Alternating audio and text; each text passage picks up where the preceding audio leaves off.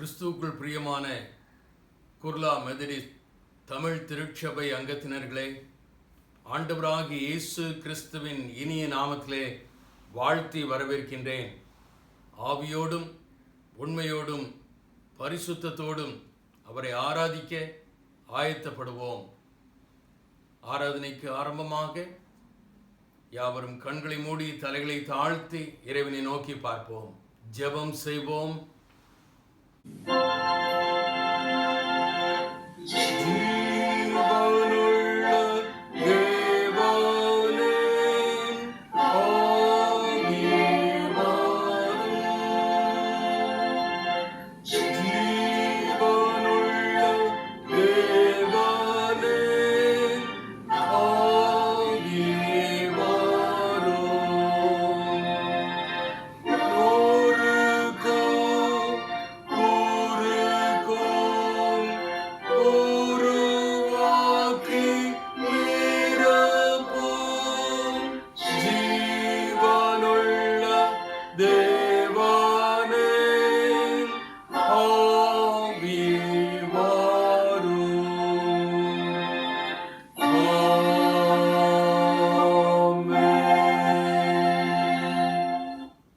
எல்லா நன்மைகளுக்கும் ஊற்றும் மூல காரணருமாகி எங்கள் அன்பின் ஆண்டவரே, நீர் கிருபையாக தந்த இந்த புதிய வாரத்திற்காக நன்றி.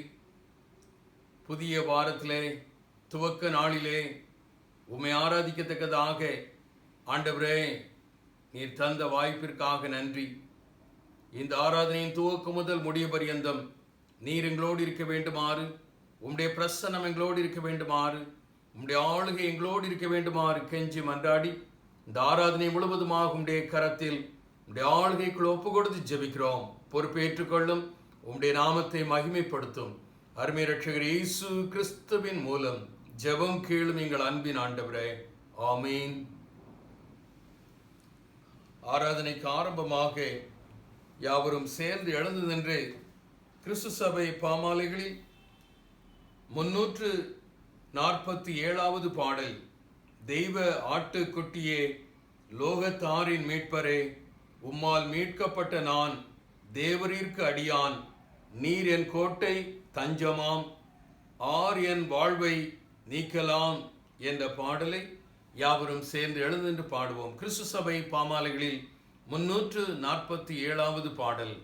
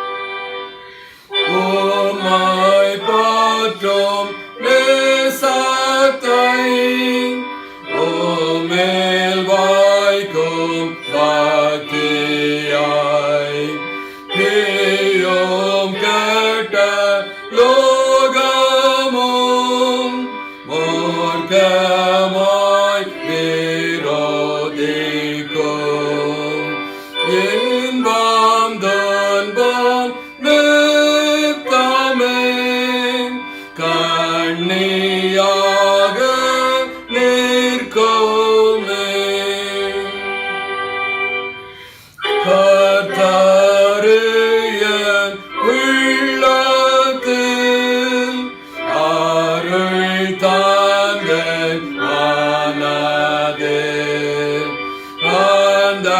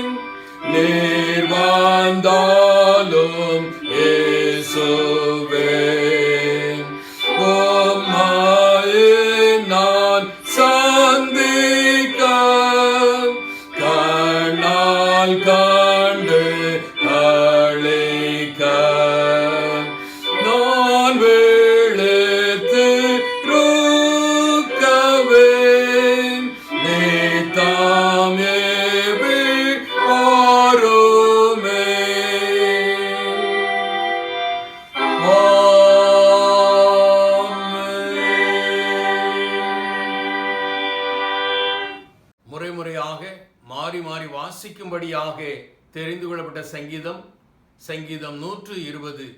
Responsive reading is taken from Psalm 120. என் நெருக்கத்திலே கர்த்தரை நோக்கி கூப்பிட்டேன், அவர் எனக்கு செவி கொடுத்தார்.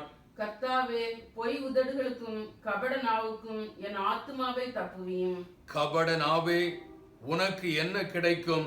உனக்கு என்ன செய்யப்படும்? பலவானுடைய கூர்மையான அம்புகளும் சூறை செடிகளை எரிக்கும் தழலுமே கிடைக்கும். ஐயோ, நான் மேசேக்கிலே சஞ்சரித்தது போதும், கேதாரின் கூடாரங்கள் அண்டையிலே குடியிருந்ததும் போதும். சமாதானத்தை பகைக்கிறவர்களிடத்தில் என் ஆத்மா குடியிருந்ததும் போதும். யாவரும் சேர்ந்து வாசிப்போம். நான் சமாதானத்தை நாடுகிறேன், அவர்களோ நான் பேசும்போது யுத்தத்துக்கு எத்தனப்படுகிறார்கள்.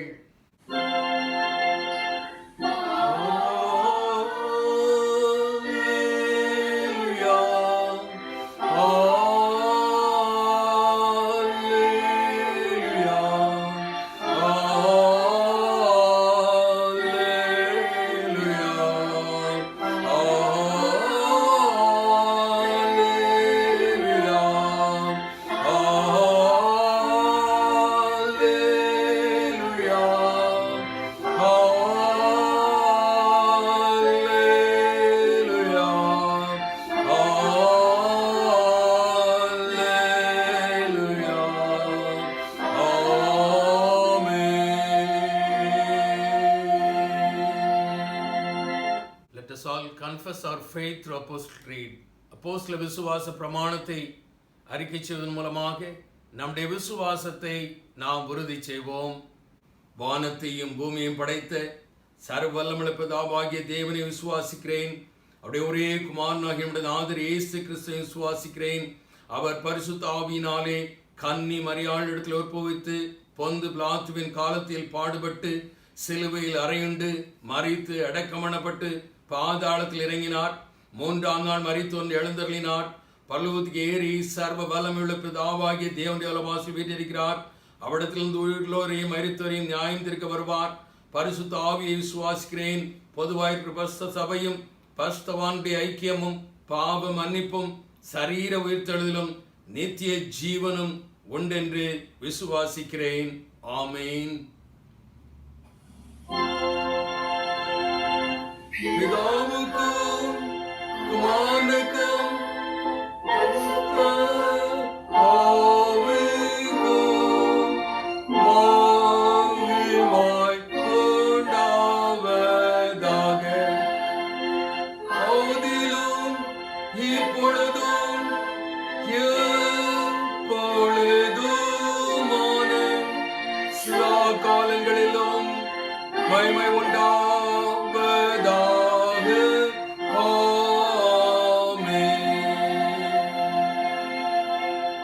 Lord's prayer. ஆண்டவர் கற்றுத்தந்த இறைவேண்டலை யாவரும் சேர்ந்து சொல்வோம். பரலோகத்தில் இருக்கிற எங்கள் பிதாவே, உம்முடைய நாமம் பரிசுத்தப்படுவதாக, உம்முடைய ராஜ்யம் வருவதாக, உம்முடைய சித்தம் பரலோகத்திலே செய்யப்படுகிறது போல பூமியிலேயும் செய்யப்படுவதாக. எங்கள் வேண்டிய ஆகாரத்தை எங்களுக்கு தாரும். எங்கள் விரோதமாய் குற்றம் செய்கிறவர்களுக்கு நாங்கள் மன்னிக்கிறது போல எங்கள் குற்றங்களை எங்களுக்கு மன்னியும். எங்களை சோதனைகள் பிரவேசிக்க பண்ணாமல் தீமை நின்று எங்களை ரட்சித்துக் கொள்ளும். ராஜ்யமும் வல்லமையும் மகிமையும் என்றென்றைக்கும் உடையவைகளே. ஆமேன். திருமறை பகுதி வாசிக்க கேட்போம். இன்றைய தியானத்திற்காக வாசிக்கும்படியாக தெரிந்து கொள்ளப்பட்ட வேத பகுதி தானியேலின் புஸ்தகம் 4ஆம் அதிகாரம் 34ஆம் வசனம் முதல் 37ஆம் வசனம் வரை. Daniel chapter 4 verses from 34 to 37. தானியேல் 4:34 முதல் 37 வரை. அந்த நாட்கள் சென்ற பின்பு நேபுகாத் நேச்சாராகிய நான் என் கண்களை வானத்துக்கு ஏறெடுத்தேன். என் புத்தி எனக்கு திரும்ப வந்தது. அப்பொழுது நான் உன்னதமானவரை ஸ்தோத்தரித்து என்றென்றைக்கும் ஜீவித்திருக்கிறவரை புகழ்ந்து மகிமைப்படுத்தினேன். அவருடைய கர்த்தத்துவமே நித்திய கர்த்தத்துவம். அவருடைய ராஜ்யமே தலைமுறை தலைமுறையாக நிற்கும். பூமியின் குடிகள் எல்லாம் ஒன்றுமில்லை என்று எண்ணப்படுகிறார்கள். அவர் தமது சித்தத்தின்படியே வானத்தின் சேனையையும் பூமியின் குடிகளையும் நடத்துகிறார். அவருடைய கையை தடுத்து அவரை நோக்கி என்ன செய்கிறீர் என்று சொல்லத்தக்கவன் ஒருவனும் இல்லை என்றேன். அவ்வேளையில் என் புத்தி எனக்கு திரும்பி வந்தது. என் ராஜ்யபாரத்தின் மேன்மைக்காக என் மகிமையும் என் முகக்கலையும் எனக்கு திரும்பி வந்தது. என் மந்திரிமாரும் என் பிரபுக்களும் என்னை தேடி வந்தார்கள். என் ராஜ்யத்திலே நான் ஸ்திரப்படுத்தப்பட்டேன். அதிக மகத்துவமும் எனக்கு கிடைத்தது. ஆகையால் நேபுகாத்நேச்சராகிய நான் பரலோகத்தின் ராஜாவை புகழ்ந்து உயர்த்தி மகிமைப்படுத்துகிறேன். அவருடைய கிரியைகள் எல்லாம் சத்தியமும் அவருடைய வழிகள் நியாயமும் ஆனவைகள். அகந்தையாய் நடக்கிறவர்களை தாழ்த்த அவராலே ஆகும் என்று எழுதினான் என்பதை வாசிக்கும்படியாக கொடுக்கப்பட்ட வேத பகுதி வாசித்தாயிற்று. தேவனுக்கே மகிமை உண்டாவதாக. ஜெபம் செய்வோம். எங்கள் அன்புள்ள ஆண்டவரே, நீர் கிருபையாக ஈவாக தந்த இந்த புதிய வாரத்திற்காக நன்றி. கடந்து போன நாட்கள் நீர் எங்களுக்கு போதுமானவராக இருந்தீர். நாங்கள் கடந்து வந்த பாதைகள் எல்லாம் உம்முடைய கரம் எங்களோடு இருந்தது. உம்முடைய வழிநடத்தல் எங்களோடு இருந்தது. நான் நிர்மூலமாகாமல் இருப்பது ஆண்டுடைய சுத்த கிருபை என்று தீர்க்கனை போல சாட்சி பகிர அருள் புரிந்தீர். ஆண்டவரே, நாங்கள் அடியெடுத்து வைத்திருக்கிற இந்த புதிய வாரத்தையும் எங்களுக்கு ஆசீர்வாதம் தர வேண்டுமாறும் நோக்கி கெஞ்சுகின்றோம். இந்த ஆராதனையில் அர்ப்பணிப்போடு கலந்திருக்கின்ற ஒவ்வொருவரையும் ஆசீர்வதியும், ஒவ்வொருடைய தேவைகளையும் சந்தியும். ஆண்டவரே, இந்த ஆராதனையிலே கலந்து கொள்வதன் மூலமாக மெய்யான சந்தோஷத்தை, சமாதானத்தை தன்னுடைய வாழ்க்கையில் பெற்றுக்கொள்ள ஆண்டவர் அனுகிரகம் செய்யும். கடந்த வாரத்தில் எங்களுடைய வாழ்க்கையில் காணப்பட்ட தவறுகள், குற்றங்கள், பாவங்கள், அக்கிரமங்கள், மீறுதல்கள் எல்லாவற்றையும் இந்த வேளையில் உடைய சன்னிதானத்தில் அறிக்கையிடுகிறோம். தயவாக இறங்கி மன்னியும். எங்களுடைய குற்றங்களுக்கு ஏற்ற விதத்திலே நீர் எங்களை தண்டித்து விடாமல் உடைய தயவினாலே, உடைய காருண்யத்தினாலே, உடைய இரக்கங்களினாலே எங்களை தாங்கியறல வேண்டுமாறு நாங்கள் அறிக்கை செய்த தவறுகள் இனி எங்களுடைய வாழ்க்கையில் எங்களை மேற்கொள்ளாதபடி உம்முடைய பலத்தினால் எங்களை இடை கட்டியறல வேண்டுமாறு உம்மை நோக்கி கஞ்சுகின்றோம். திருச்சபையின் அங்கங்கள் அனைவரையும் குடும்பம் குடும்பமாக உம்முடைய கரத்தில் உம்முடைய ஆளுகைக்குள் ஒப்பு கொடுத்து ஜெபிக்கிறோம். ஒவ்வொரு குடும்பத்திலும் ஆண்டவர் தலைவராக இருந்து, ஆலோசனை கர்த்தாவாக இருந்து, பாதுகாவலராக இருந்து ஒவ்வொரு குடும்பத்தின் தேவைகளையும் சந்தித்தரல வேண்டுமாறு, ஒவ்வொரு குடும்பமும் வரும் நாட்களில் ஒவ்வொரு ஸ்தாபனங்களாக உருவாக்கப்பட ஆண்டவர் அனுகிரகம் செய்யும். தேவையோடு இருக்கிற பிள்ளைகளுடைய தேவைகளை சந்தியும். கண்ணீரோடு இருக்கிற பிள்ளைகளுடைய கண்ணீரை துடையும். கசப்பான அனுபவங்களோடு உழன்று கொண்டிருக்கின்ற பிள்ளைகளுடைய கசப்பான அனுபவங்களை இனிமையின் அனுபவங்களாக மாற்றிக்கொடும். இந்திய தேசத்தில் நடைபெறுகின்ற ஊழியங்கள் எல்லாவற்றையும் பொறுப்பேற்றுக் கொள்ளும். இந்திய தேசத்தில் உம்முடைய வார்த்தையை சுமந்து சென்று கொண்டிருந்த ஒவ்வொரு ஊழியர்கள் மீதும் உற்சாகமான ஆவியை பொழிந்தருளும். இந்திய தேசத்தில் உம்முடைய பணியை செய்து கொண்டிருக்கின்ற ஒவ்வொரு ஸ்தாபனங்கள் மீதும் உற்சாகமான ஆவியை பொழிந்தருளும். இந்திய தேசம் சந்திக்கப்பட, இந்திய தேசம் கிறிஸ்தவ தேசமாக மாற, இந்திய தேசத்தில் உம்முடைய சிலுவை கொடி பறக்கத்தக்கதாக ஆண்டவரே நீர் செயல்படும். நீர் எங்களுக்கு கொடுத்திருக்கின்ற ஆட்சியாளர்களுக்காக நன்றி. தொடர்ந்து நல்ல ஆட்சியை, நிரந்தரமான ஆட்சியை, பாமர மக்களுடைய வாழ்வு வளம் பெறத்தக்கதாக திட்டமிட்டு செயல்படக்கூடிய ஆட்சியை, ஆட்சியாளர்களை எங்களுக்கு தாரும். இந்த ஆட்சியாளர்களின் மூலமாக உம்முடைய பணிக்கு எந்த விதத்திலும் தடை வராதபடி திறந்த வாசலை கட்டளையிடும். ஆண்டவரே, கொரோனா வைரஸினாலே பாதிக்கப்பட்டிருக்கிற மக்களுக்கு பரிகாரத்தை கட்டளையிடும். கொரோனா வைரஸினாலே பொருளாதாரத்தை இழந்து தவித்துக் கொண்டிருக்கின்ற மக்களுக்கு பொருளாதாரத்திலே ஆண்டவரே நீர் செம்மையான வழியை காட்டியறல வேண்டுமாறு நோக்கி கெஞ்சுகிறோம். ஆண்டவரே, இந்த கொரோனா வைரஸை அப்புறப்படுத்தும். இந்த கொரோனா வைரஸை இந்திய தேசத்திலிருந்து அப்புறப்படுத்தும். இந்த கொரோனா வைரஸை செயல் இழக்க செய்யும். ஆண்டவரே, இதனாலே மகாராஷ்டிரா மாநிலத்திலே ஆலயங்கள் இன்னும் திறக்கப்படாமல் தடைபட்டிருக்கிறது. ஆண்டவர் தடையை அப்புறப்படுத்தி மகாராஷ்டிரா மாநிலத்திலே எல்லா ஆலயங்களும் திறக்கப்பட ஆண்டவரே, உம்முடைய பிள்ளைகள் சுதந்திரமாக சுயாதீனத்தோடு உம்மை ஆராதிக்கத்தக்கதான பாக்கியத்தை மீண்டும் துரிதமாக நீர் ஏற்படுத்தி கொடுத்தரல வேண்டுமாறு உம்மை நோக்கி கெஞ்சுகிறோம். இந்த நாளில் எங்கள் மத்தியில் உம்முடைய வார்த்தையை பயனளிக்கத்தக்கதாக ஆயத்தமாக இருக்கின்ற உம்முடைய சகோதரனை உம்முடைய கரத்திலே நாங்கள் ஒப்பு கொடுத்து ஜெபிக்கிறோம்.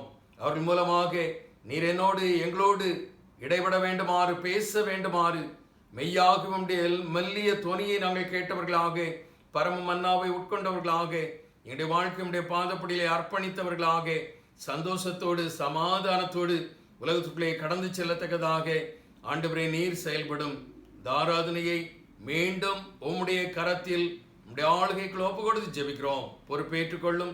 உம்முடைய நாமத்தை மகிமைப்படுத்தும் அருமை ரட்சகர் இயேசு கிறிஸ்துவின் மூலம் ஜெபம் கேளும் எங்கள் அன்பின் ஆண்டவரே, ஆமென்.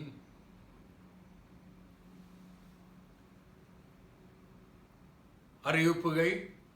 மெதரிஸ்ட் மென் பிரேயர் ஃபெலோஷிப் வழக்கம் போல ஆராதனைக்கு பிறகு 10 மணிக்கு நடைபெறும். ஆண்கள் அனைவரும் ஜெபத்தோடு கலந்து கொள்ளும்படியாக உங்களை அன்போடு கேட்டுக்கொள்கிறோம். MYF யூத் மீட்டிங் மாலை 4:30 மணிக்கு ஆராதனைக்கு பிறகு நடைபெறும். வாலிபர்கள் அனைவரும் ஜெபத்தோடு கலந்து கொள்ளும்படியாக கேட்டுக்கொள்கின்றோம். WSS பிரேயர் வழக்கம் போல ஒவ்வொரு நாளும் மாலை 3 மணியிலிருந்து 4 மணி வரை நடைபெறும். பெண்கள் அனைவரும் ஜெபத்தோடு ஜெப ஐக்கியத்தில் கலந்து கொள்ளும்படியாக உங்களை அன்போடு கேட்டுக்கொள்கின்றோம்.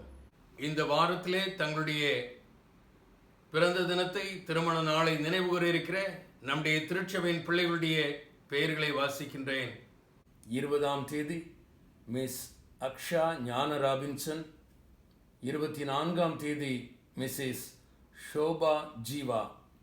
இந்த வாரத்தில் தங்கள் திருமண நாளை நினைவு கூற இருக்கிற நம்முடைய திருச்சபையின் பிள்ளைகள் 18ஆம் தேதி மிஸ்ஸஸ் அண்ட் மிஸ்டர் எஸ் ஞான பிரகாசம். இம்மட்டும் கரம் பிடித்து வழிநடத்திய ஆண்டவர் புதிய ஆண்டிலும் புதிய நன்மைகளினால், கிருபைகளினால், ஆசீர்வாதங்களினால் இவர்கள் கரங்களை பற்றி வழிநடத்துவாராக.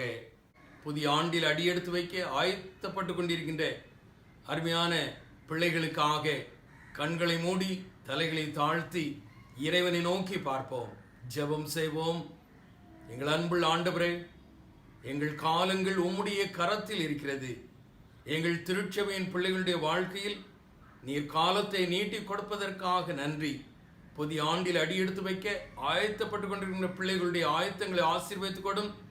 அவர்கள் அடியெடுத்து வைக்கிற புதிய ஆண்டு ஆசீர்வாதமான ஆண்டாக, தேவைகள் சந்திக்கப்படுகின்ற ஆண்டாக, தடைகள் அப்புறப்படுத்தப்படுகின்ற ஆண்டாக, மகிழ்ந்து களிகூறுகின்ற அனுபவங்கள் பலவற்றை பெற்று அனுபவிக்கின்ற ஆண்டாக புதிய ஆண்டை அவர்களுக்கு ஆசீர்வதித்துக் கொடும். இதே போல அநேக பிறந்த தினங்களை, திருமண நாளை இந்த உலக வாழ்க்கையிலுடைய பிள்ளைகள் காண கண்டு உமக்கு தோத்திர பலிகளை ஏறெடுக்க அருள் தாரும். அருமை ரட்சகர் இயேசு கிறிஸ்துவின் மூலம் ஜெபம் கேளும் எங்கள் அன்பின் ஆண்டவரே, ஆமீன். திருச்சபைக்கு காணிக்கை, தோத்திர காணிக்கை, சுய வெறுப்பு காணிக்கை, ஏல பாக்கிகள், திருச்சபைக்கு கொடுக்க வேண்டிய காணிக்கைகளை திருச்சபையின் வங்கி கணக்கில் நேரடியாக செலுத்தும்படியாக உங்களை அன்போடு கேட்டுக்கொள்கின்றோம். அதற்குரிய விவரங்கள் கொடுக்கப்பட்டிருக்கிறது. இன்னும் மேலும் விவரங்கள் தேவையாக இருக்குமேயானால் நம்முடைய திருச்சபையின் பொருளாளர் சகோதரர் பி. சேகர் அவர்களை தொலைபேசியிலே தொடர்பு கொண்டு தகுந்த ஆலோசனையை பெற்றுக் கொள்ளும்படியாக உங்களை அன்போடு கேட்டுக்கொள்கின்றோம். கிறிஸ்துவுக்குள் பிரியமானவர்களே, இன்று நம் ஆராதனையிலே சிறப்பு பாடலை பாடி நம்மை மகிழ்விக்க, ஆராதனையை சிறப்பிக்க சகோதரி டாக்டர் பிரியா பேர்ல் அவர்கள் ஆயத்தமாக இருக்கின்றார்கள். அவர்கள் பஞ்ச்கனி நர்சிங் கல்லூரியிலே பிரின்சிபலாக பணியாற்றி கொண்டிருக்கின்றார்கள். அவருடைய கணவர் எழுதி இசையமைத்த பாடலை நமக்காக பாட இருக்கின்றார்கள். அவர்களை திருச்சபையின் சார்பில், உங்கள் சார்பில், என்னுடைய சார்பில் வரவேற்பதிலே மிகுந்த மகிழ்ச்சி அடைகின்றேன். அதை தொடர்ந்து நமத்திலே இந்த நாளில் சிறப்பு செய்தியை பகிர்ந்தளிக்கத்தக்கதாக சகோதரர் விமல்குமார் அவர்கள் ஆயத்தமாக இருக்கின்றார்கள். அவர்கள் கடந்த மாதத்திலே யோவானுக்கு வெளிப்படுத்தின விசேஷம் பகுதியை முழுவதுமாக நமக்கு எளிமையான முறையில் கற்றுக் கொடுத்தார்கள். இந்த வாரத்திலிருந்து அவர்கள் தானியேல் தீர்க்க தரிசன புத்தகத்தை எளிய முறையில் கற்றுத்தர இருக்கின்றார்கள். அவர்களை திருச்சபையின் சார்பில், உங்கள் சார்பில், என்னுடைய சார்பில் வருக வருக என்று வரவேற்றுக் கொள்கின்றேன். ஆண்டவர் இன்றும் வல்லமையின் பாத்திரமாக அவர்களை எடுத்து பயன்படுத்துவாராக.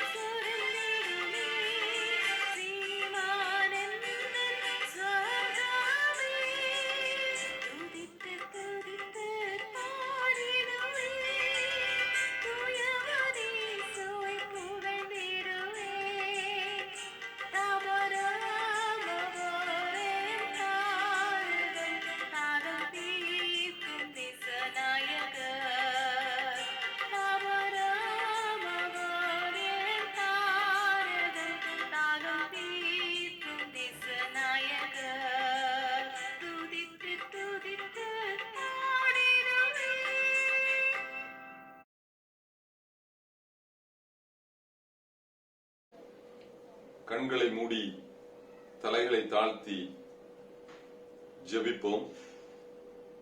நேசிக்கும் நல்ல பிதாவே, இந்த நல்ல அருமையான காலை வேளையை காண கொடுத்த தயவிற்காக நாங்கள் நன்றியோடு உமக்கு ஸ்தோத்திரம் செலுத்துகிறோம் ஆண்டவரே. இப்பொழுதும் ஆண்டவரே, நாங்கள் தியானிக்கக்கூடிய தானியேல் தீர்க்க தரிசன புஸ்தகத்தில் உள்ள ஆழமான சத்தியங்களை நீர் எங்களுக்கு வெளிப்படுத்துமாறு உம்மிடம் மன்றாடுகிறோம். ஆசீர்வதியும் வழி நடத்தும். இயேசு கிறிஸ்துவின் மூலம் ஜெபம் கேளும் நல்ல பிதாவே, ஆமென். மறுபடியுமாக நான் உங்கள் மத்தியில் ஆண்டவருடைய வார்த்தையை பகிர்ந்து கொள்ளுமாறு எனக்கு ஆண்டவர் பாராட்டிய பெரிதான கிருபைக்காக நான் நன்றி செலுத்துகிறேன். இந்த திருச்சபையில் உள்ள ரெவரண்ட் டாக்டர் வில்சன் ஜெயக்குமார் அவர்களுக்கும் திருச்சபையில் உள்ள அனைத்து அங்கத்தினர்களுக்கும் பொறுப்பாளர்களுக்கும் என்னுடைய நன்றியை நான் தெரிவித்துக் கொள்கிறேன். இன்றைய நாளில் நாம் தியானத்திற்காக எடுத்துக்கொண்ட வேத பகுதி தானியேலுடைய தீர்க்க தரிசன புஸ்தகம்.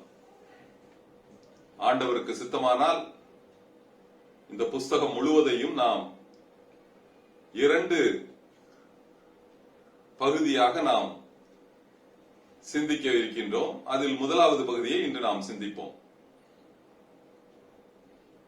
இந்த புஸ்தகத்தை சிந்திப்பதற்கு முன்பாக நாம் யூதா ராஜாக்களுடைய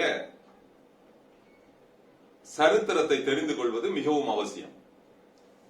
ஆண்டவருக்கு மிகவும் பிரியமான ராஜா என்று எடுத்துக்கொண்டால் அதில் யோசியா என்ற ராஜா அந்த பட்டியலில் காணப்படுவார். இந்த யோசியா ராஜா ஆண்டவருக்கு பிரியமான ஒரு ராஜா. ஆண்டவர் நினைத்த எல்லாவற்றையும் நிறைவேற்றினார். விக்கிரகங்களை தேசத்திலிருந்து அகற்றினார். விக்கிரக தோப்புகளை தகர்த்து எறிந்தார். இவருடைய நாட்களில்தான் பஸ்கா பண்டிகை மிகவும் சிறப்பாக கொண்டாடப்பட்டது. பழைய ஏற்பாட்டு காலத்தில் இவருடைய நாட்கள் மிகவும் குறிப்பாக இந்த பஸ்கா பண்டிகை பற்றி அதிகமாக விமர்சனப்படுத்துகின்றது. இந்த ராஜா மாத்திரம் தன்னுடைய சொத்திலிருந்து கிட்டத்தட்ட ஏறத்தாழ 3000 ஆடுகளை காணிக்கையாக அளித்தார் என்று வேதத்தில் குறிப்பிடப்பட்டிருக்கின்றது. இப்படி பஸ்கா பண்டிகையை மிகவும் சிறப்பாக ஆசரித்தார். இவ்வாறு ஆசரித்து முடித்த சமயத்தில் இதற்கு அடுத்தாற்போல் அந்த தேசம் யுத்தத்திற்காக தயார் பண்ணி கொண்டிருந்தது. அதாவது எகிப்தின் ராஜா பார்வோன் நேகோ என்பவர் கர்கேமிஸ் என்ற இடத்தில் அசீரியா ராஜாவுக்கு எதிராக யுத்தம் பண்ணுவதற்காக சென்று கொண்டிருக்கின்றார். இதை அறிந்த யோசியா ராஜா அசீரியா ராஜாவுக்கு சாதகமாக செயல்பட வேண்டும் என்ற நோக்கத்தோடு அவர் இந்த பார்வோன் நேகோவிற்கு எதிராக யுத்தம் பண்ண கடந்து வருகின்றார். அப்பொழுது பார்வோன் நேகோ கூறுகின்றார், யோசியா ராஜாவே வராதீங்க, இது எனக்கும் அசீரியா ராஜாவுக்கும் உள்ள பிரச்சனை, இதில் நீங்க தலையிடாதீங்க அப்படின்னு சொல்றாரு. ஆனா யோசியா ராஜா கேட்க மாட்டார். இப்பொழுது யுத்தம் துவங்கிற்று. யோசியா ராஜா வேஷம் மாறி யுத்தத்திற்குள் கலக்கின்றார். பார்வோன் நேகோ ரொம்ப கிளியர் டைரக்ஷன் கொடுத்துட்டாரு, யோசியா ராஜாவை காலி பண்ணிருங்க அப்படின்ட்டு. அப்பொழுது யோசியா ராஜாவை நோக்கி அம்பு எய்யப்படுகின்றது. அவருடைய நெஞ்சில் அம்பு பாய்கின்றது. அவர் ரொம்ப சிவியரான ஒரு ஊண்டு.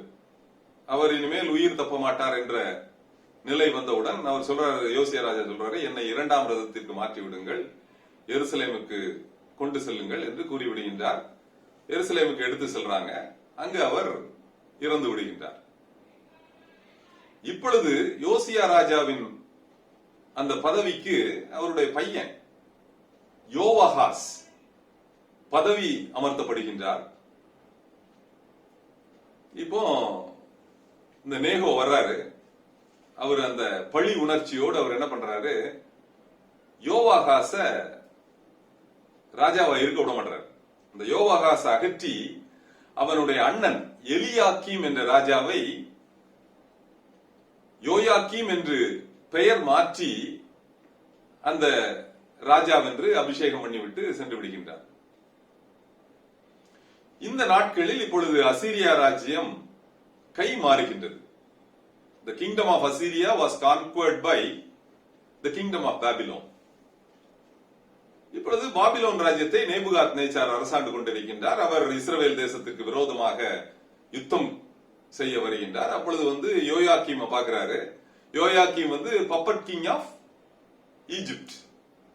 அதனால என்ன பண்றாரு, யோயாக்கீமை அகற்றி விட்டு யோயாக்கீமை பிடித்து அவர் பாபிலோனுக்கு எடுத்து சென்று விடுகின்றார். யோயாக்கீமுக்கு அடுத்தது அவருடைய பையன் யோயாக்கீனை வைக்கிறாரு. யோயாக்கீன் கொஞ்ச நாள் இருக்கிறாரு. அவரும் பாபிலோன் கிங்குக்கு அகைன்ஸ்டா ரிபல் பண்றாரு. அதற்கு அடுத்தாப்புல அவரு சிதேக்கியா, யோயாக்கீன் ராஜாவுடைய சித்தப்பாவை அந்த இடத்துல வச்சுட்டு போறாரு. இந்த சிதேக்கியாவும் கொஞ்சம் வருஷம் கழிச்சு பாபிலோன் கிங்குக்கு நேபுகாத் நேச்சாருக்கு விரோதமாக செயல்படுகின்றார். சிதேக்கியாவையும் அவர் சிறைப்பிடித்து சென்று விடுகின்றார். இந்த 3 ஸ்டேஜ்ல நடக்கக்கூடிய காரியங்கள் தான் அந்த பாபிலோன் கேப்டிவிட்டின்னு சொல்லுவது. இந்த ஃபர்ஸ்ட் கேப்டிவிட்டி யாரு? யோயாக்கீம். இரண்டாவது கேப்டிவிட்டி யோயாக்கீன். மூன்றாவது கேப்டிவிட்டி யாரு? சிதேக்கியா. அந்த ஃபர்ஸ்ட் கேப்டிவிட்டியில போனதுதான் தானியேல். யோயாக்கீம் ராஜாவுடைய கேப்டிவிட்டியில போனதுதான் தானியேல். இரண்டாவது கேப்டிவிட்டி, அதாவது யோயாக்கீம் ராஜாவுடைய டைம்ல போனதுதான் எசேக்கியேல் தீர்க்கதரிசி. அந்த மூன்றாவது கேப்டிவிட்டி, அதாவது சிதேக்கியா ராஜா போகும்போதுதான் அந்த கடைசியா நேபுகாத் நேச்சார் எருசலேம் தேசத்திற்கு, எருசலேம் பட்டணத்திற்கு விரோதமாக முற்றுகை போட்டு அவர் என்ன பண்றாரு, எருசலேம் தேவாலயத்தை எரித்து விடுகின்றார். எல்லா பாத்திரங்களையும் எடுத்துட்டு அவர் எருசலேம் தேவாலயத்தை எரிக்கிறத எரேமியா கண்கூடா பாக்குறாரு. அப்படி கண்கூடாக பார்த்து அந்த எருசலேம் தேவாலயம் எரிவதை குறித்து எழுதிய புஸ்தகம் தான் எரேமியாவின் புலம்பல் என்பது. இப்பொழுது நீங்கள் தானியேல் புஸ்தகத்தை எடுத்து பாத்தீங்கன்னா அங்க முதல் போட்டிருக்கிறது என்ன, யோயாக்கீம் ராஜாவினுடைய நாட்களில் அப்படின்னு போட்டிருக்கு. ஆக இந்த புஸ்தகம் ஃபர்ஸ்ட் கேப்டிவிட்டியில எழுதப்பட்ட அதை குறித்து எழுதப்பட்ட ஒரு புஸ்தகம். இப்பொழுது அந்த யோயாக்கீமுடைய கேப்டிவிட்டி டைம்ல தான் தானியேல் பாபிலோனுக்கு சிறை கைதியாக எடுத்து செல்லப்படுகின்றார். தானியேலுடன் அவருடைய நண்பர்கள் 3 பேர் போறாங்க. அசரியா, அனனியா, மீஷாவேல் என்று 3 பேர் போறாங்க. இவர்கள் எல்லாருடைய பேக்ரவுண்ட் என்னது? இவர்களுடைய பேக்ரவுண்ட் இவர்கள் ராஜ குலத்தை சேர்ந்தவர்கள், துரை மக்கள், அறிவாளிகள், கல்வியில் நிபுணர்கள், புத்திமான்கள், அழகானவர்கள், வாலிபர்கள், இப்படி இவர்களுக்கெல்லாம் சில குவாலிபிகேஷன் வச்சு இவங்களை பிடிச்சிட்டு போறாங்க. எங்க போறாங்க? நேபுகாத் நேச்சாருடைய அரண்மனையில் அவர்கள் தொண்டாற்றுவதற்காக அவங்க போறாங்க, வேலை செய்வதற்காக போறாங்க. இந்த தானியேல் தீர்க்கதரிசி அநேக வேத நிபுணர்கள் இவர் எசேக்கியா ராஜாவுடைய பரம்பரையை சார்ந்தவர் என்று அநேக வேத நிபுணர்கள் கருதுகின்றார்கள். இப்பொழுது இவங்க எல்லாம் தானியேல் அவருடைய 3 ஃப்ரெண்ட்ஸும் பாபிலோனுக்கு போயாச்சு. அங்க போய் அவர்கிட்ட அவரை அஸ்பேனாசு என்ற பிரதான அதிகாரிகிட்ட ஹேண்ட் ஓவர் பண்றாங்க. இந்த அதிகாரிக்கு கொடுக்கப்பட்ட பொறுப்பு என்னன்னா, இந்த மக்களுக்கு 3 வருடம் ராஜா உண்கின்ற புசிக்கின்ற உணவை இவர்கள் சாப்பிடணும். அதுல ஒரு பங்கு எடுத்து இவங்களுக்கு கொடுத்துருவாங்க. அவர் குடிக்கின்ற திராட்சை ரசத்தில் ஒரு பங்கை எடுத்து இவர்களுக்கு பரிமாறி விடுவார்கள். நல்ல ஒரு ஹெல்த்தியா புஷ்டியா வரணும் என்கிற ஒரு நோக்கத்தோடு பண்றாங்க. கல்தேயருடைய பாஷையை கற்றுக் கொடுக்கறாங்க. 3 வருஷம் கழிச்சு இவர்கள் they have to be presented in front of the king. அதுதான் அப்ஜெக்டிவ். இப்பொழுது தானியேலுக்கு பேரை பெல்தஷாத்சார் அப்படின்னு மாத்துறாங்க. அனனியா, அசரியா, மீஷாவேல் என்கிறவர்களுக்கு சாத்ராக், மேஷாக், ஆபேத்நேகோ என்று மாற்றி விடுகின்றார்கள். இந்த 4 பேர் என்னது? அந்த பாபிலோனிய தெய்வங்களுடைய பெயர். சோ அந்த 4 பேருல இப்ப டானியல் போய் அந்த அஸ்பேனாசுட்ட கேட்கிறார், ஐயா எங்களுக்கு இந்த ராஜா புசிக்கின்ற எங்களுக்கு உணவு எல்லாம் வேண்டாம், எங்களுக்கு நான் வெஜிடேரியன் எல்லாம் வேண்டாம், அதே போல இந்த திராட்சை ரசம் வேண்டாம், எங்களுக்கு வெறும் பருப்பு, மரக்கறி, தண்ணி கொடுங்க போதும், கடவுளுடைய கிருபையினால நாங்க நல்லா நீங்க எதிர்பார்க்கிற அளவுக்கு இருப்போம் அப்படின்னு ரிக்வெஸ்ட் பண்றாங்க. அஸ்பேனாசு சொல்றாரு, ஐயோ அப்படியெல்லாம் பண்ண முடியாது, ராஜா அப்புறம் என்ன உண்டு இல்லைன்னு பண்ணிடுவாரு, அப்படின்னு சொல்லிட்டு he is not accepting his request. So அப்ப தானியேல் மனம் தளராமல் என்ன பண்றாரு, அதுக்கு கீழே உள்ளவர் விசாரிப்புக்காரன் மேல்ஷார்னு ஒருத்தர் இருக்கிறார். அந்த மேல்ஷார்ட்ட போய் மறுபடியும் இவங்க மன்றாடுறாங்க, எங்களுக்கு வெறும் பருப்பு மரக்கறி தண்ணி கொடுங்க போதும், ஆனா ஒரு 10 நாள் ட்ரை பண்ணுங்க, 10 நாள் டெஸ்ட் பண்ணுங்க, எங்களோட நிறைய மற்ற வாலிபர்கள் வந்திருக்கிறாங்க, அவங்களுக்கு எங்களுக்கும் உள்ள வித்தியாசத்தை நீங்க பாருங்க, நாங்க ஒருவேளை அதை விட நல்லா ஸ்ட்ராங்கா இருந்தோம் அப்படின்னா then you please accept அப்படின்னு சொல்றாரு. இந்த மேல்ஷார் மனம் இறங்குகின்றார். அவர் என்ன பண்றாரு, சரி ஓகே நான் அக்செப்ட் பண்ணிக்கிறேன்பா அப்படின்னு 10 நாள் இவங்க ரிக்வெஸ்ட் பண்ண ஃபுட்டை கொடுக்குறாங்க. 10 நாள் கழிச்சு பார்த்தா இந்த தானியேல் அண்ட் அந்த அதர் 3 ஃப்ரெண்ட்ஸ் என்ன பண்றாங்க, இன்னும் நல்லா புஷ்டியா இருக்காங்க, அவங்களுடைய தேகம்லாம் நல்லா இருக்குது, ஸ்ட்ராங்கா இருக்கு. ஆக okay you continue with the same diet அப்படின்னு சொல்லி 3 இயர்ஸ் கண்டினியூ பண்றாங்க. 3வது வருட முடிவில் நேபுகாத்நேச்சாருக்கு முன்பாக இவர்கள் பிரசன்ட் பண்ணப்படுறாங்க. அவங்களுக்கு நேபுகாத்நேச்சார் இன்டர்வியூ வைக்கிறார். இன்டர்வியூனா என்னது, நிறைய கேள்விகள் கேட்கிறாரு. அப்படிப்பட்ட கேள்விகள்ல இந்த தானியேல் அவருடைய 3 ஃப்ரெண்ட்ஸும் பிரமாதமா ஆன்சர் பண்றாங்க. மற்றவர்களை விட அதிக மடங்கு 10 மடங்கு சமர்த்தர்களாக காணப்படுகின்றார்கள். நேபுகாத்நேச்சார் felt very happy, ரொம்ப சந்தோஷப்படுறார். அதனால இவர்களுக்கு ராஜ்யத்தில் ஒரு நல்ல ஒரு பொசிஷனை கொடுத்து அவர்களை பிளேஸ் பண்றார். இப்படிதான் தானியேல் தீர்க்க தரிசன புஸ்தகம் 1வது அதிகாரம் துவங்குகின்றது. இப்பொழுது நேபுகாத்நேச்சார் ஒரு சொப்பனம் காண்றார், ஒரு நைட்ல தரிசனம்.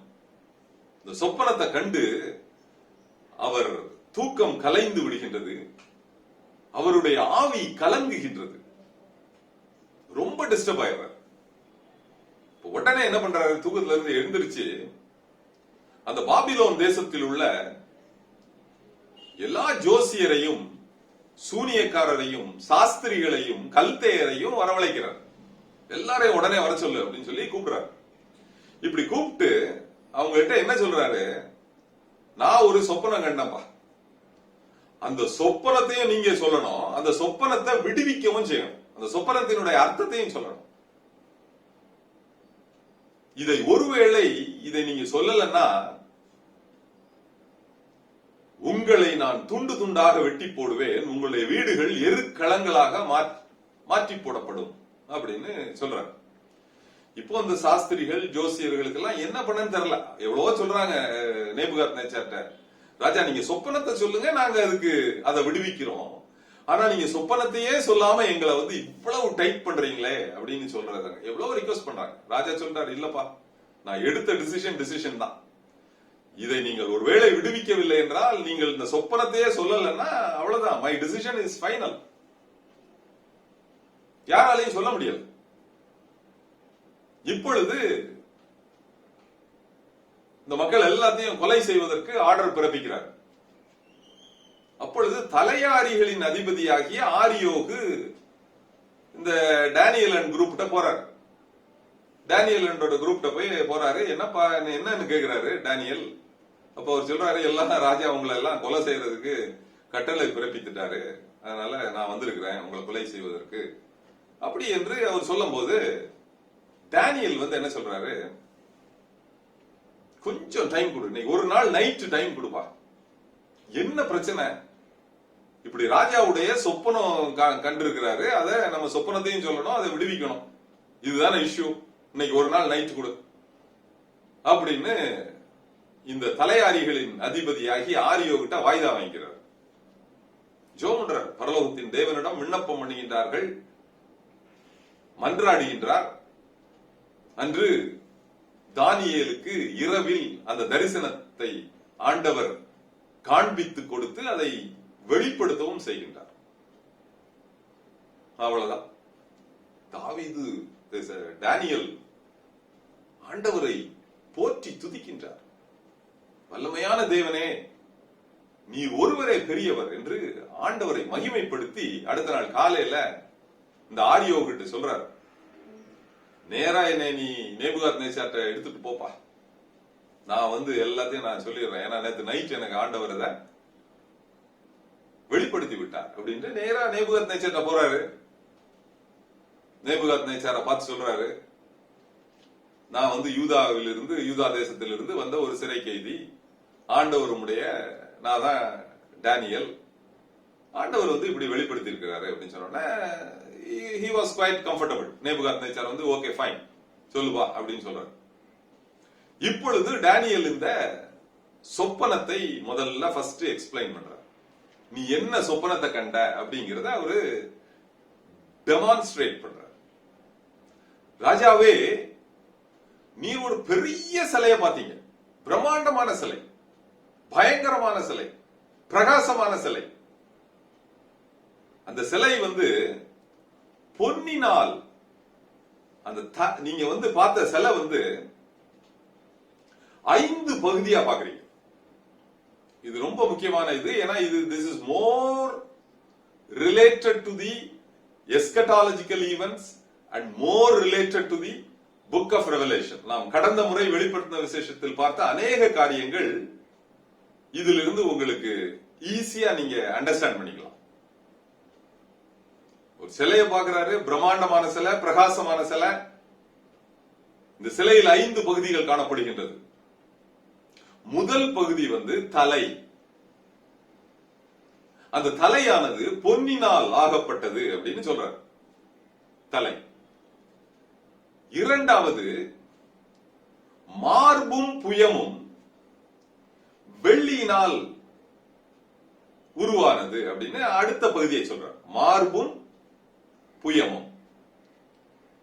மூன்றாவது, அது வெள்ளியினால் ஆகியிருக்கிறது. மூன்றாவது ஒரு பகுதியை எக்ஸ்பிளைன் பண்றாரு. இந்த வயிறும் இடுப்பும் வெண்கலத்தினால் உருவானது. இததான் நீங்க பார்த்திருக்கிறீங்க. சொல்றதெல்லாம் அப்படியே பார்த்திருக்கிறார் ராஜா. ரொம்ப கிளியரா சொல்றாரு தானியேல். இப்பொழுது நான்காவது பகுதி கால். கால்கள் இரும்பினால் உருவானது. இரும்பு, இதை முக்கியமாக நீங்கள் ஞாபகத்தில் வைத்துக் கொள்ளுங்கள். இரும்பினால் உருவானது கால்கள். அடுத்தது பாதங்களும் கால் விரல்களும். மொத்தம் எவ்வளவு கால் விரல்கள்? 10 விரல்கள். இந்த பாதங்களும் கால் விரல்களும் பாதி களிமண்ணும் பாதி இரும்புமாக பாக்குறீங்க. நீங்க பாத்தீங்க. இப்பொழுது இது பார்த்துட்டு இருக்கீங்க. இந்த 5 பகுதியை பாக்குறீங்க. முதல் தலை, மார்பும் புயமும், இடுப்பும் வயிறும், கால்கள், அடுத்தது பாதங்களும் களிமண்ணும், பாதங்களும் கால் விரல்களும். இப்பொழுது அப்படியே பார்த்துக்கிட்டே இருக்கும்போது ஒரு பெரிய கல் ஒண்ணு உருண்டு வருது. இது சிற்பியினால் செதுக்கப்படாத ஒரு கல், மனிதனால் உருவாக்கப்படாத ஒரு கல். ஒரு அப்படியே பார்த்துட்டே இருக்கும்போது மேல இருந்து ஒரு கல் வருது. அது உருண்டு இந்த பாதங்களும் கால் விரல்களுமான அந்த பகுதியில் அடிக்கிறது. அடித்து நொறுக்குகின்றது. நொறுக்கும் பொழுது இந்த சிலை சுக்கு நூறாக உடைந்து தெறித்து பறந்து அது இருந்த இடமே இல்லாம போயிருது. அப்படியே பதரை போல பறந்து போய்விடுகின்றது. அந்த சிலை இருந்த இடத்தில் ஒரு அருமையான ஒரு பர்வதம் உருவாகின்றது. இததான் ராஜா நீங்க பாத்தீங்க அப்படின்னு ராஜா ஃபெல்ட் வெரி ஹாப்பி. எக்ஸாக்டா இதான் பார்த்திருக்கிறார்கள். இதுதான் உங்களுடைய சொப்பனம், உங்களுக்கு வெளியாக்கப்பட்ட ஒரு சொப்பனம். நான் இப்ப என்ன பண்ண போறேன்? அந்த சொப்பனத்திற்கு அர்த்தத்தை வெளிப்படுத்த போகின்றேன். I am going to reveal you the dream அப்படின்னு சொல்லிட்டு, ராஜாவே, இந்த உலகம் முழுவதையும் நீங்க தான் இப்ப ஆண்டு கொண்டிருக்கிறீங்க. நேபுகாத் நேச்சர் ஆகிய நீங்க தான் இந்த உலகம் முழுவதையும் ஆண்டு கொண்டு, மனுஷர்கள், மிருகங்கள், ஜீவன்கள் எல்லாம். God has given the complete authority and power to you. அந்த பொன்னான தலை நீரே. அந்த first part is nothing but you, your kingdom, பாபிலோனிய ராஜ்யம் என்று கூறுகின்றார். நன்றாக மனதில் வைத்துக் கொள்ளுங்கள். இதில் முதல் 4 பகுதிகள் வந்து ஹிஸ்டரி ஆல்ரெடி ஃபுல்ஃபில்டு. அதனால இதுல வந்து ரொம்ப டிஃபிகல்ட்டி இருக்காது நமக்கு அண்டர்ஸ்டாண்ட் பண்ணிக்கிறது முதல் 4 பகுதிகளை.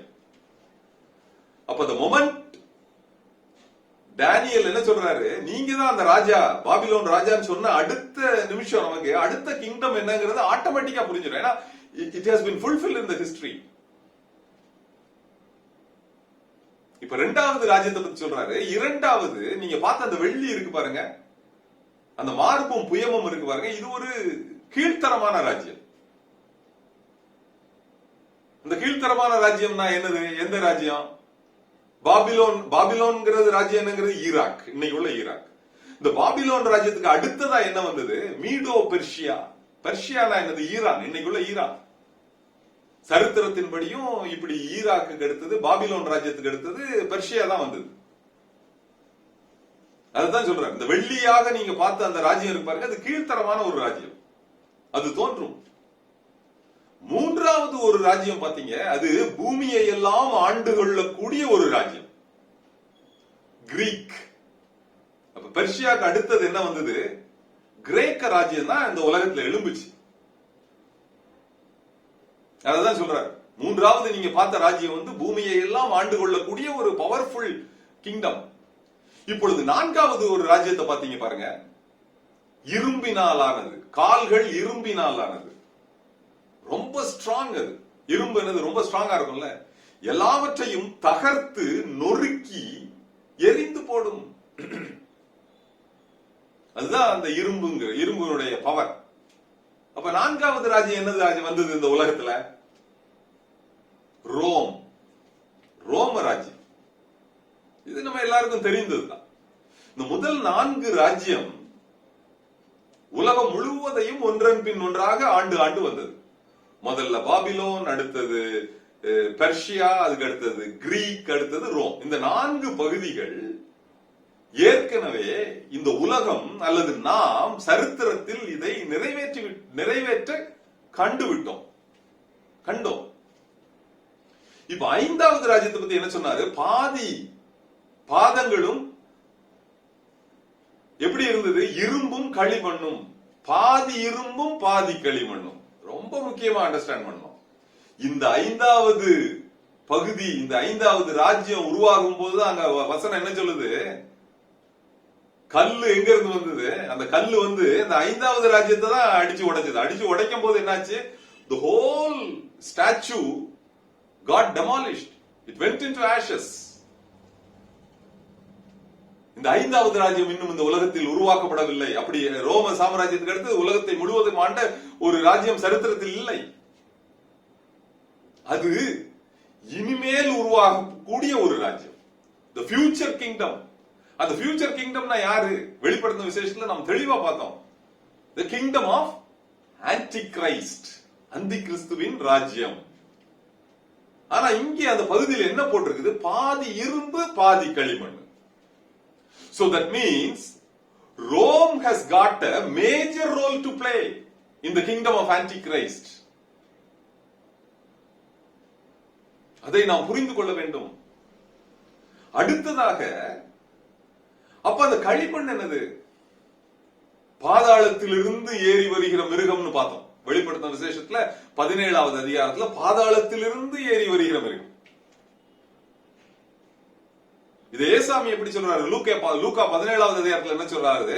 நோவாவின் நாட்களில் நடந்தது போல மனுஷகுமாரரின் நாட்களிலும் நடக்கும்.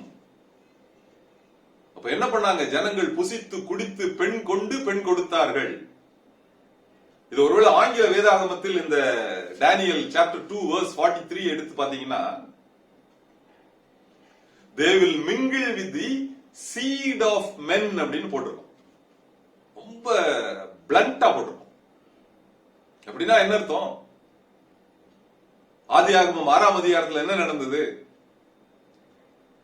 மனுஷ குமாரத்திகளோடு தேவ புத்திரர்கள் கலந்தார்கள். அப்படிதான் வசனம் என்ன சொல்லுது?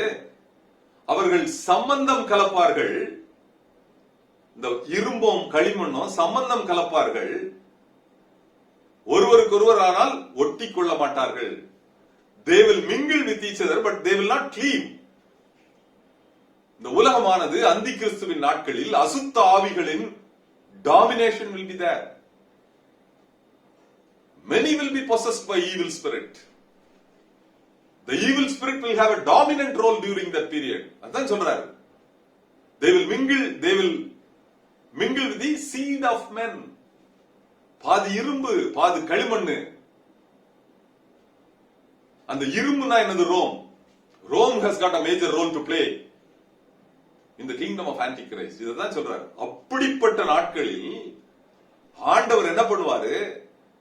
அந்த ராஜ்யங்களை சுக்கு நூறாக உடைத்து தெரித்து தன்னுடைய ராஜ்யத்தை, பரம ராஜ்யத்தை, கிறிஸ்துவின் ராஜ்யத்தை, பரலோக ராஜ்யத்தை இந்த இடத்துல, இந்த பூமியில் நிலைக்க பண்ணுவார் என்பதுதான் இந்த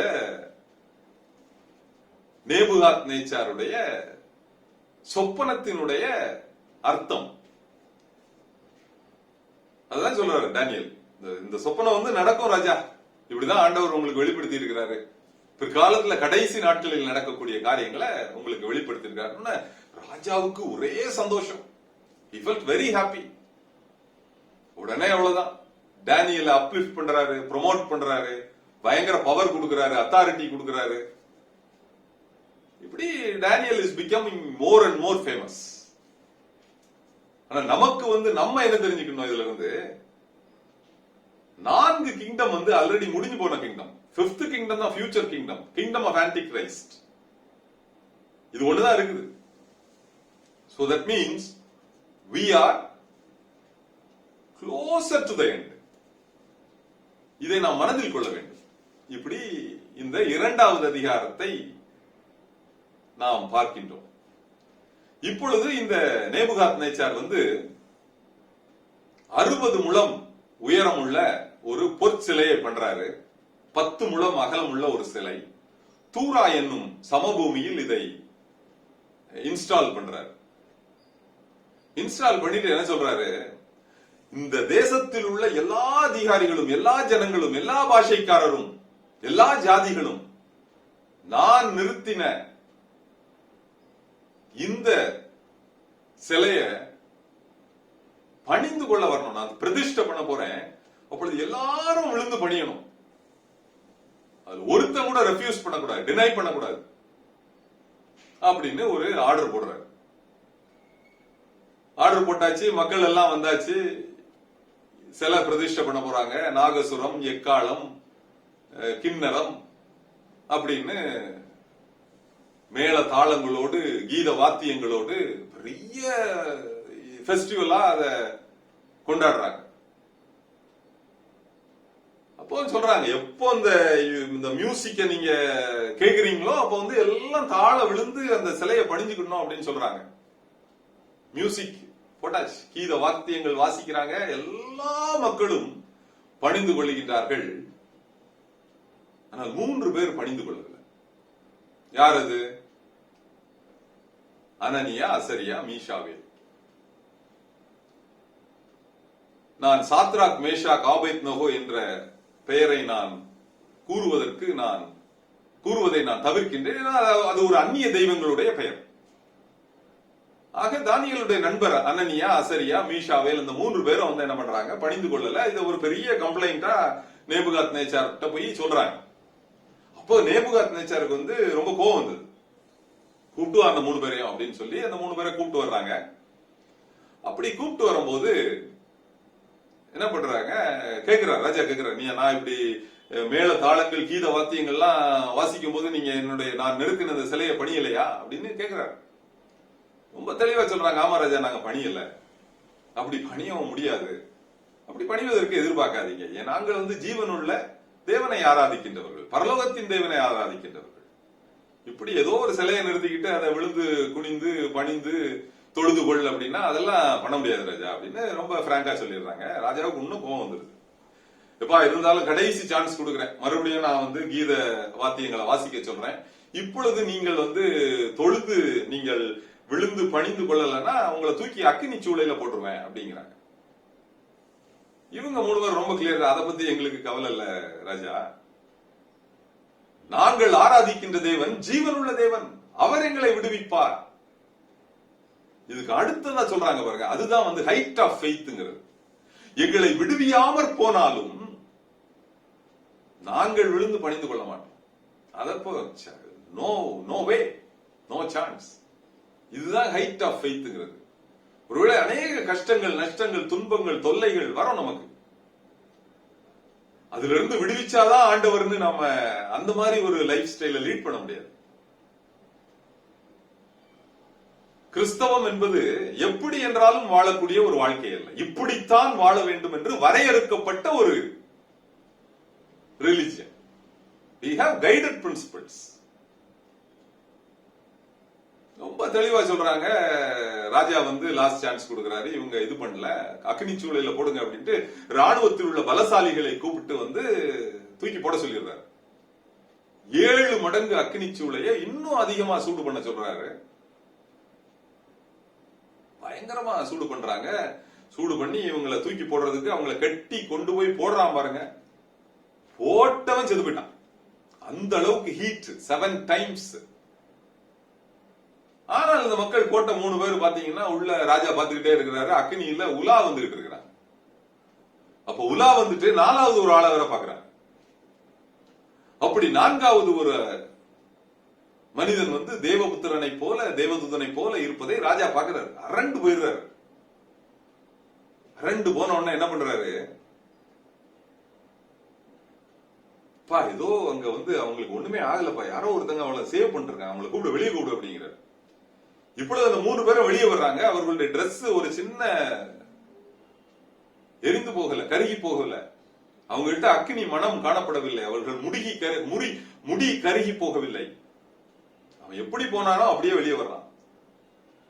ராஜா வாஸ் ஸ்டன்ட். இப்படி ஒரு தெய்வம் இருக்கிறாங்களா? இப்படி ஒரு தெய்வமா? அவர்தான்ப்பா தெய்வம்.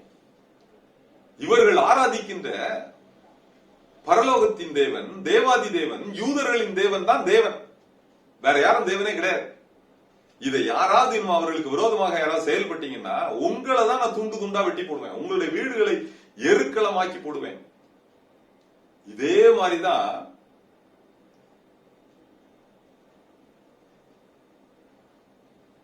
நேபுகாத்நேச்சாருக்கு தானியேல் சொப்பனத்தை விடுவிக்கும் போது இதே மாதிரிதான் சொன்னார். உன்னுடைய தேவன் பெரிய தேவன்பா, எவ்வளவு காரியங்களை விடுவிக்கிறார் உனக்கு. அதே ஸ்டேட்மெண்ட் தான் இங்கேயும் சொல்றாரு. நீங்கள் ஆராதிக்கின்ற தேவன் ஜீவனுள்ள தேவன் என்பதை நான் ஒத்துக்கொள்கின்றேன். இனிமே உங்களுக்கு விரோதமா யாரும் ஒன்னும் பேச்சுவார்த்தையே இருக்கக்கூடாது அப்படின்னு க்ளோஸ் பண்ணிடுறாரு. இதுதான் 3வது அதிகாரம். அக்னி சூளையில் போடப்பட்ட இந்த 3 நண்பர்களும் விடுவிக்கப்படுகின்றார்கள். ஆக நாம் இன்று 3 அதிகாரங்களை நாம் கற்றுக்கொண்டோம். முதலாவது, அவர்கள் அந்த பாபிலோன் தேசத்திற்கு இந்த 4 பேரும் வர்றாங்க. ஒரு டயட் ஃபாலோ பண்றாங்க. நேபுகாத்நேச்சார் அவர்களுடைய டேலண்ட ரெகக்னைஸ் பண்றாரு. இரண்டாவதாக ஒரு சிலையை பாக்குறாங்க. அந்த சிலையில 4 பகுதி அல்லது 4 kingdom already it has been fulfilled in the history. For 5th kingdom தான் the kingdom of Antichrist, wherein Rome has got a greater role to play அப்படிங்கறத நம்ம பார்த்துட்டோம். இப்ப 3வது பார்த்தோம். இவங்களை அக்னி சூளையில போட பாக்குறாங்க. அவரு பெரிய சிலை ஒண்ணு நிறுத்துறாரு, அக்னி சூளையில போட பாக்குறாங்க. அதுல இருந்து இந்த 3 நண்பர்களும் விடுவிக்கப்படுகின்றார்கள். இப்பொழுது இவர்களுடைய தேவன் ஜீவனுள்ள தேவன் என்று இவர் ஒப்புக்கொள்கின்றார், துதிக்கின்றார். இப்பொழுது 4வது அதிகாரம், இந்த நேபுகாத்நேச்சார் தன்னுடைய வாழ்க்கையில் நிறைவேறிய இன்னொரு சொப்பனத்தையும் அதனுடைய அர்த்தத்தையும் அவர் டேனியல் மூலம் அவர் கற்றுக்கொண்ட காரியத்தையும் அவங்களோட ரெக்கார்ட் பண்றாரு. 4th சாப்டர்ல எப்படி ரெக்கார்ட் பண்றாரு? தன்னுடைய வாழ்க்கையில் நிறைவேறிய ஒரு சொப்பனத்தையும் அந்த சொப்பனத்தின் மூலம் தான் தெரிந்து கொண்ட அர்த்தத்தையும் தான் உணர்ந்து கொண்டதையும் ரெக்கார்ட் பண்றாரு நேபுகாத்நேச்சார். என்னது எழுதுறாரு? அந்த சொப்பனத்தை ஒரு பெரிய விருட்சம், பெரிய மரத்தை பார்த்தோம்பா, பெரிய பலத்த விருட்சம், வான பரியந்தம் எட்டியது, பெரிய பயங்கர டாலா ஜெஜாண்டிக்கா இருக்குது. அது தேசத்தின் எல்லை பரியந்தம் சைடு வைஸும் ஃபுல்லி ஸ்ட்ரெச்டு. மிகுந்த இலைகள், மிகுந்த கொப்புகள், மிகுந்த கிளைகள், மிகுந்த கனிகள், மிகுந்த விருட்சங்கள் எல்லாம் நிறைந்திருக்கின்றது. எல்லா பறவைகளும் பட்சிகளும் அதுல உணவு சாப்பிடுவதற்கு வருது, தங்கி தாபரிக்கின்றன. மிருக ஜீவன்கள் அதனுடைய நிழலில் தங்குகின்றது. இப்ப திடீர்னு ஒரு சத்தத்தை கேட்கிறார். ஒரு காவலாளன் ஆகிய பரிசுத்தவான் இறங்கி வர்றாரு. இந்த மரத்தை வெட்டுங்கப்பா, இந்த விருட்சத்தை, இந்த மரத்தை வெட்டிருங்க அப்படின்றார். இப்பொழுது இந்த மரம் வெட்டப்படுகின்றது. ஆனால் அடி மரத்தை மாத்திரம் விட்டுருங்க, அதை சங்கிலியினாலும் இரும்பினாலும் வெண்கலத்தினாலும் கட்டி அப்படியே பனியில நனையட்டும், பனியில நனைந்து புல்லுகளுக்கு மத்தியில இருக்கட்டும் அப்படின்னு ஒரு தரிசனத்தை நான் கண்டேன் என்று நேபுகாத்நேச்சார் என்ன பண்றாரு? தானியேலை கூப்பிடுறார். தானியேலை கூப்பிட்டு, அப்பா நீ ஏற்கனவே எனக்கு இப்படி ஒரு விடுகதை சொப்பனம் இதெல்லாத்தையும் நீ வெளிப்படுத்தின, நான் இப்படி ஒரு சொப்பனத்தை நான் இப்போ கண்டேன், எனக்கு நீ அதை கொஞ்சம் என்னன்னு உங்க பரலோகத்தின் தேவன்கிட்ட கேட்டு எனக்கு சொல்லுப்பா அப்படிங்கிறார். இப்பொழுது அவர் பரலோகத்தின் தேவனிடம் மன்றாடி விண்ணப்பித்து அதனுடைய சொப்பனத்தின் அர்த்தத்தை தெரிந்து கொண்டவராய் நேபுகாத்நேச்சாருக்கு அதை வெளிப்படுத்துகின்றார். என்ன வெளிப்படுத்துறாரு? ராஜாவே, அந்த பெரிய பலத்த விருட்சத்தை பாத்தீங்க தெரியுமா? பெரிய வான பரியந்தம் எட்டி அந்த மரத்தை பாத்தீங்க தெரியுமா? அது வேற யாரும் கிடையாது, நீங்க தான் அந்த மரம். You are the one. ஆனால் நீங்க என்று ஆண்டவருடைய மகிமையை, ஆண்டவருடைய வல்லமையை நீங்க ரெக்கக்னைஸ் பண்ணலையோ, அப்பொழுது இந்த மரம் வெட்டி வீழ்த்தப்பட்டது. ஏனென்றால் நீங்க உணரணும், அவர் ராஜாக்களை ஏற்படுத்தி ராஜாக்களை அழித்து போடுகின்றார், தமக்கு சித்தமானவனை உயர்த்துகின்றார், தமக்கு சித்தமானவனை தாழ்த்துகின்றார். You cannot question God. கடவுளை கேள்வி கேட்காதீங்க. He has every rights, every power. அவர் தமக்கு தான் என்ன செய்ய சித்தமாயிருக்கின்றாரோ அதை தான் நிறைவேற்றுவார். இதை நீங்கள் என்று உணர்ந்து கொள்கின்றீர்களோ அது வரைக்கும் இந்த அடி மரம் இருக்கு பாருங்க, இதை போல நீங்கள் பனியில் நினைந்து மிருகங்களோடு சஞ்சரித்து காணப்படுவீர்கள். You will become a powerless person. You will become a dummy. You will become an animal. அப்படின்னு சொல்லி, ஆனா ஆண்டவர் இதை என்னத்துக்காக உங்கள்கிட்ட வெளிப்படுத்துறாங்க சொல்லுங்க? He wants you to realize. உன்னதமான தேவனை நீங்கள் மகிமைப்படுத்த வேண்டும், அதை நீங்கள் உணர்ந்து கொள்ள வேண்டும் என்ற ஒரு நோக்கத்தோடு ஆண்டவர் இதை வெளிப்படுத்துகின்றார். அப்படி நீங்க ஒருவேளை அதை உணர்ந்தீர்கள் என்றால் ஆண்டவர் இப்படிப்பட்ட ஒரு தண்டனையில் இருந்து உங்களை தப்புவிப்பார். இல்லனா 7 காலங்கள் இப்படி நீங்கள் மிருகங்களோடு சஞ்சரித்து அந்த தண்டனையை அனுபவித்து அதற்கு பிறகுதான் when you realize, அதற்கு பிறகு நீங்கள் மறுபடியுமாக ராஜாவாக வீற்றிருப்பீர் என்று சொல்லிடுறார். சொல்லிட்டு போயிட்டாரு. தானியேல் எனக்கு இந்த விடுகதையை, இந்த சொப்பனத்தை எனக்கு விடுவித்தாரு. நான் ஆனா I failed to recognize God. I failed to glorify God. நம்ம கதை மாதிரியே நிறைய இருக்கு பாருங்க. ஆண்டவர் எவ்வளவோ நிறைய காரியங்கள் நமக்கு பண்ணுவாரு. ஆனால் அநேக நேரங்களில் நாம் ஆண்டவரை மகிமைப்படுத்த தவறி விடுகின்றோம். Very important. அப்படி மகிமைப்படுத்த தவறி விட்ட அந்த நேபுகாத்நேச்சாருக்கு நடந்தது என்னன்னா, இவர் ஒரு நாள் அந்த பாபிலோன் அரண்மனையில் அவர் உலா வந்து கொண்டிருக்கின்றார். அப்பொழுது அப்படி ஒரு கம்பீரமா பார்த்து என்ன சொல்றாரு, இவை யாவும் இந்த அரண்மனை முழுவதும் என்னுடைய மகிமை பிரதாபத்திற்காக, என்னுடைய வல்லமையினால், என்னுடைய பராக்கிரமத்தினால் உருவாக்கப்பட்ட பாபிலோன் அப்படின்னு சொல்லி அந்த வாயிலிருந்து அந்த வார்த்தை வர்றதுக்கு முன்னாடியே அவனுடைய ராஜ்யபாரம் அவனை விட்டு கீழே போயிடுச்சுங்க. அவன் தள்ளுண்டு போனான். அவன் மிருகமாக மாற்றப்பட்டான்.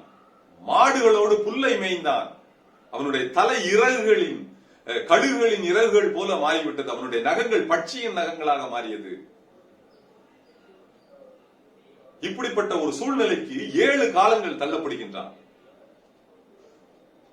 பனியில நனைகிறான், மிருகங்களோட புல்ல மேயிறான், இறகுகள் கழுகுகளை போல, முடி கழுகுகளின் இறகுகள் போல ஆகிவிட்டது, நகங்கள் பட்சிகளின் நகங்களாக மாறிவிட்டது. இப்போ ரியலைஸ் பண்றார், நேபுகாத் நேச்சராகிய நான் 7 காலங்கள் என்னை கடந்தவுடன் நான் உணர்ந்தேன், பரலோகத்தின் தேவனை மகிமைப்படுத்தினேன். அப்போ என்னுடைய சுய நினைவு எனக்கு திரும்பி வந்தது. என்னை எல்லாம் விட்டு அகன்று போன, என்னை தள்ளி போட்ட எல்லா பிரபுக்களும், பிரதானிகளும், அதிகாரிகளும் என் பின்னால வந்து நிக்கிறான். It all happened when I started to realize, when I started to recognize God is a supernatural power. He is God. பரலோகத்தின் தேவன் ஒருவனே தேவன், அவர் ஒருவரே ஜீவனுள்ள தேவன் என்று என்னில் நான் உணர்ந்து கொண்ட பொழுது ராஜ்யபாரம் எனக்கு நிலை வரப்பட்டு மறுபடியுமாக எல்லோரும் என்னை நோக்கி வந்தார்கள். இதுதான் ரெக்கார்ட் பண்றாரு. இப்படிப்பட்ட காரியங்களை குறித்து நாம் ஏறத்தாழ இன்று 4 அதிகாரங்களை நாம் சிந்தித்து விட்டோம். எஞ்சியுள்ள அதிகாரங்களை நாம் முடிந்தவரை நாம் அடுத்த பகுதியாக நாம் சிந்தித்து முடித்துக் கொள்வோம். ஆண்டவர் தாமே இந்த வார்த்தைகளை ஆசீர்வதிப்பாராக. தலைகளை தாழ்த்தி நாம் யாவரும் ஜெபிப்போம். நேசிக்கும் நல்ல பிதாவே, இந்த நல்ல அருமையான காலை வேளையை காண கொடுத்த தயவிற்காக நாங்கள் நன்றியோடு உமக்கு ஸ்தோத்திரம் செலுத்துகிறோம். ஆண்டவரே, இப்பொழுதும் அப்பா தானியேல் தீர்க்க தரிசன புஸ்தகத்தில் உள்ள ஆழமான சத்தியங்களை இனிமேல் வரக்கூடிய எண்ட் டைம் ஈவென்ட்ஸ், எஸ்கட்டாலஜிக்கல் ஈவென்ட்ஸையும் சேர்த்து நாங்கள் அறிந்து கொண்டோம், புரிந்து கொண்டோம். ஆண்டவரே, நாங்கள் எங்களை தயார்படுத்த விரும்புகின்றோம். ஆண்டவரே, எங்களுடைய விசுவாசத்தை நாங்கள் உறுதிப்படுத்த, ஆண்டவரே, எங்களை இன்னும் அதிகமாக நாங்கள் விசுவாசத்தில் வளருவதற்காக அநேக சம்பவங்கள் எங்களுக்கு வெளியாக்கப்பட்டது. ஆண்டவரே, நாங்கள் மனம் திரும்புவதற்காக அநேக சம்பவங்கள் எங்களுக்கு இன்று வெளியாக்கப்பட்டது. ஆண்டவரே, இவை யாவற்றையும் நாங்கள் மனதில் கொண்டவர்களாய், ஆண்டவரே, நாங்கள் எங்களை நாங்களே தாழ்த்தி உம்முடைய கரத்தில் கொடுத்து ஒப்படைக்கிறோம். ஆண்டவரே, இந்த அருமையான வாய்ப்பினை கொடுத்த இந்த திருச்சபை போதகரையும், இந்த திருச்சபை இந்த வார்த்தைகளை கேட்டுக்கொண்டிருந்த எல்லா திருச்சபை அங்கத்தினர்களையும் உம்முடைய கரத்தில் கொடுத்து ஒப்படைக்கிறோம். ஆசீர்வதியும் வழி நடத்தும். இயேசு கிறிஸ்துவின் மூலம் ஜெபம் கேளும் நல்ல பிதாவே, ஆமென். கிறிஸ்துவுக்குள் பிரியமானவர்களே, இன்று நம் ஆராதனையிலே சிறப்பு பாடலை பாடி நம்மை மகிழ்வித்த, ஆராதனையை சிறப்பித்த சகோதரி டாக்டர் பிரியா பேர்ல் அவர்களுக்கும், அந்த பாடலை எழுதி இசையமைத்து கொடுத்த சகோதரர் டாக்டர் பேர்ல் ஜான் அவர்களுக்கும் திருச்சபையின் சார்பில், உங்கள் சார்பில், என்னுடைய சார்பில் நன்றிகளையும் வாழ்த்துக்களையும் தெரிவித்துக் கொள்கின்றோம். இன்று நம்முடைய ஆராதனையிலே சிறப்பு செய்தியை பயின்றளித்த சகோதரர் விமல் குமார் அவர்களுக்கு திருச்சபையின் சார்பில், உங்கள் சார்பில், என்னுடைய சார்பில் நன்றிகளையும் வாழ்த்துக்களையும் தெரிவித்துக் கொள்கின்றோம். தானியேல் புத்தகத்தின் முதல் பகுதியை இன்று அவர்கள் நமக்கு எளிமையாக கற்றுக் கொடுத்திருக்கின்றார்கள். இன்னும் வரும் நாட்களில் தொடர்ந்து இந்த தானியேல் புத்தகத்தை முழுவதுமாக அவர்கள் நமக்கு எளிமையாக கற்றுக் கொடுப்பார்கள். ஆண்டவர் அவர்களை தொடர்ந்து வல்லமையின் பாத்திரமாக, அநேக ஆயிரங்களுக்கு ஆசீர்வாதத்தின் பாத்திரமாக எடுத்து பயன்படுத்துவாராக. யாவரும் சேர்ந்து எழுந்து நின்று கேட்ட செய்தியை மனதில் கொண்டவர்களாக கிறிஸ்து சபை பாமாலைகளில் 295வது பாடல், அருள் மாறி எங்குமாக பெய்ய அடியேனையும் கர்த்தரே நீர் நேசமாக சந்தித்து ஆசீர்வதியும், என்னையும் சந்தித்து ஆசீர்வதியும் என்ற பாடலை யாவரும் சேர்ந்து எழுந்து பாடுவோம். கிறிஸ்து சபை பாமாலைகளில் 295வது பாடல்.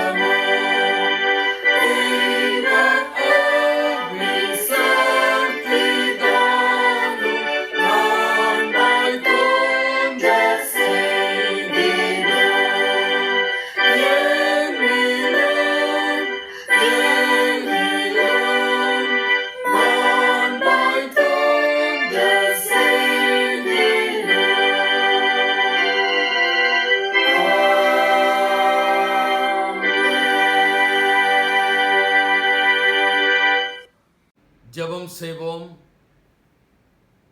எங்கள் அன்புள்ள ஆண்டவரே, தானியேல் புத்தகத்தின் முதல் 4 அதிகாரங்களை எளிய முறையில் கற்றுக்கொள்ள எங்களுக்கு தந்த வாய்ப்பிற்காக நன்றி.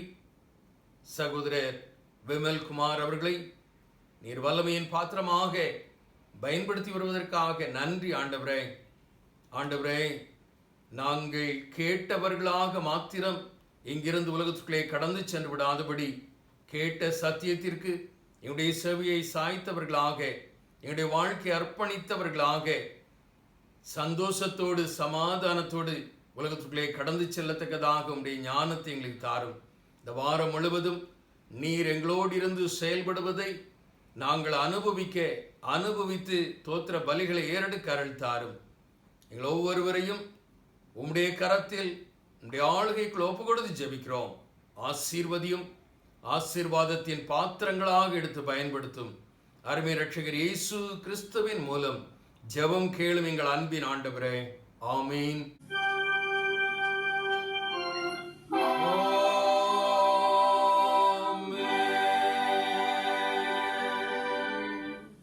நம்முடைய ஆண்டவராகிய இயேசு கிறிஸ்துவின் கிருபையும் பிதாவாகிய தேவனுடைய அன்பும் பரிசுத்த ஆவியானவருடைய அந்யோன்ய ஐக்கியமும் கூற்றவும் இன்றும் என்றும் சதா காலங்களிலும் நம் அனைவரோடும் நம் திருச்சபையின் பணிகளோடும் நிறைவாக பரிபூர்ணமாக தங்கியிருப்பதாக. ஆமீன்.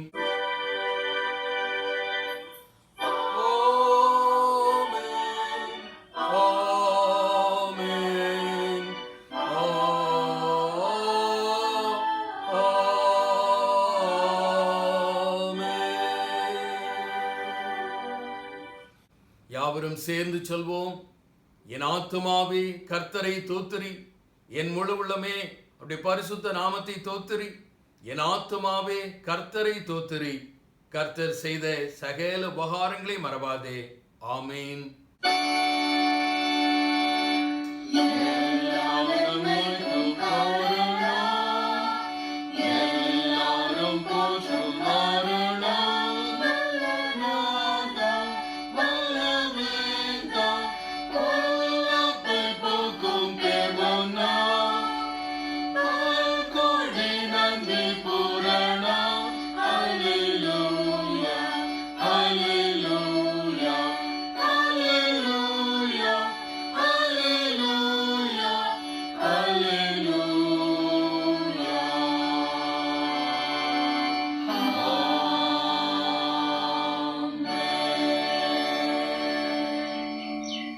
கர்த்தர் உங்களோடு இருப்பாராக.